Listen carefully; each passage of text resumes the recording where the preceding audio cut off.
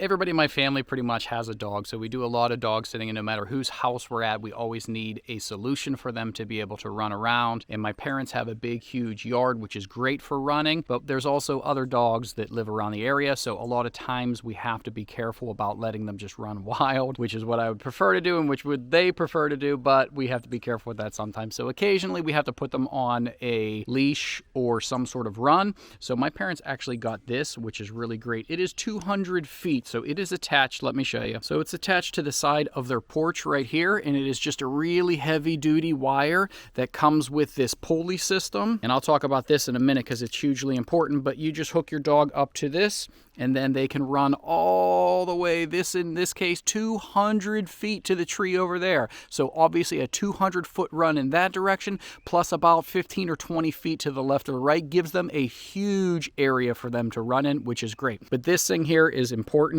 This is kind of a bungee cord here that gives it like an anti-shock. So when they pull on it, they're not pulling directly on the cable, which might pull the cable off or pull the wire off wherever you're hooking it, but it also could hurt the dog. So this bungee cord will help mitigate that. And I do also want to have a disclaimer. We have used this with a traditional collar around the neck before, and I think that's a bad way to do it, in my opinion. If the dog does take off because they see something, even with this bungee, which really does help, it still could be a pretty hard pull on their neck. So make sure you're using an actual body harness with this thing. But this thing works really great for us. We don't have to use it all the time, but every once in a while, if the other neighborhood dogs are running around and we don't want our dogs to lose, we have to put them on something like this and let them run for a little bit, and it works great. So if you're in that same boat as us, you want to let your dog run 200 feet in a safe way with the bungee cord so it doesn't hurt them too much, this is definitely something that we use and that we would definitely recommend.